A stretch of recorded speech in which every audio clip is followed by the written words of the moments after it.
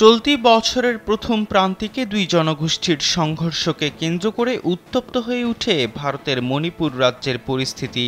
প্রায় ৪ মাস শান্ত থাকার পর এবার আবারও অগ্নিগর্ভ হয়ে উঠেছে মণিপুর।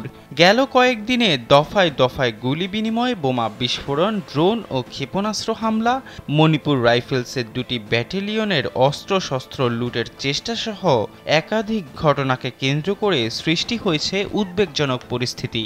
শুধু তাই নয়, বিক্ষোভকারীরা ভারতের পতাকা নামিয়ে উড়িয়েছেন ৭ রঙা পতাকা। গণমাধ্যমের খবরে বলা হয়, সম্প্রতি ইম্ফলের কৌক্রুক এলাকায় সশস্ত্র আক্রমণে এক মহিলাসহ ২ জনের মৃত্যু হয়।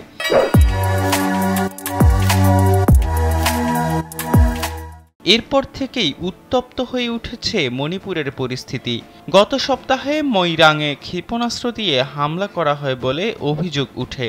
এই ঘটনায় এক বেসামরিক ব্যক্তির মৃত্যু হয়। বর্তমান পরিস্থিতির কথা মাথায় রেখে অতিরিক্ত নিরাপত্তা বাহিনী মোতায়েন করা হয়েছে সেখানে। পুলিশ বলছে, সাম্প্রতিক সংঘর্ষে অত্যাধুনিক ড্রোন ও আরপিজি ব্যবহার করা হয়েছে।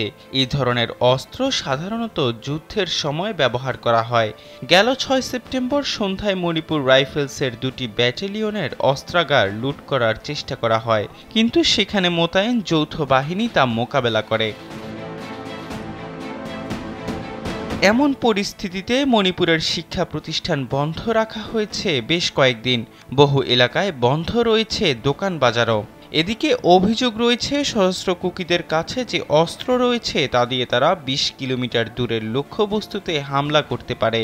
যদিও কুকিদের পক্ষ থেকে অত্যাধুনিক ক্ষেপণাস্ত্র ব্যবহারের কথা অস্বীকার করা হয়েছে।